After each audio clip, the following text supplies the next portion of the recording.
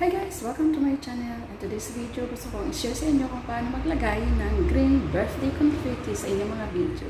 At kung bago ka pa lang sa aking channel, click na rin ang subscribe button at pakipindot na rin ang notification bell nang ma-notify ka sa aking mga bagong upload na videos.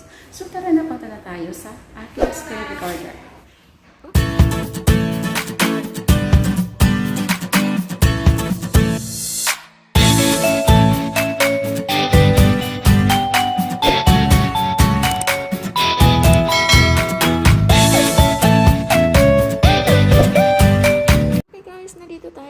Sa aking screen recorder, ngayon papunta tayo kay Kinemaster. Punta tayo dito sa plus sign. Select yung 16.9. Background. Then, piliin natin muna itong black. Then, check. So, palitan natin itong ating background, guys. Ayan. So, 12, okay. So, palitan natin ng kulay ito. Piliin natin ng green, and then check. And then punta tayo sa layer, guys. Hindi, sa media. Hanap tayo ng ating video. Ang gustong ilagay. So, ito. So, yun na, guys. So, and then check. So, piliin nyo lang kung saan yung banda ilagay ang inyong birthday confetti. Okay, like for example, dito mo gusto ilagay. Yan, adjust nyo lang, guys. And then layer. And then media.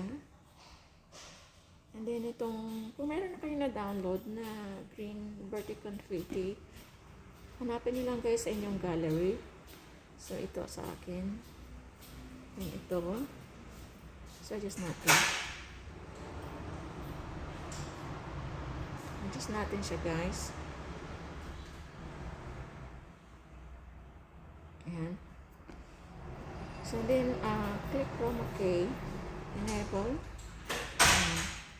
And then, check. So, play natin, guys.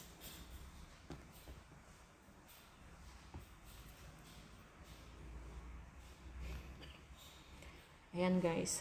So, kung gusto niyo naman i-duplicate, kung gusto niyo marami yung lalabas, duplicate nyo lang, guys, itong tatlong tuldok na to. And then, click duplicate. And then, kung saan mo siya gusto ilagay, o dito. And then, check. So, try natin ulit.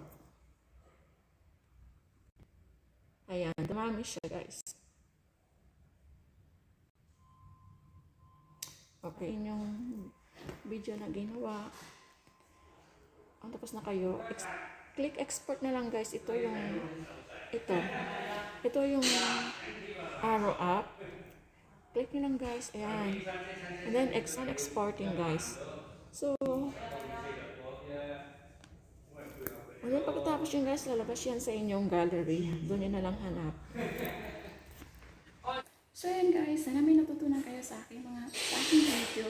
At magkita-kita ulit tayo sa aking mga susunod pang mga video. So, salamat sa panonood, guys. At next time. Bye!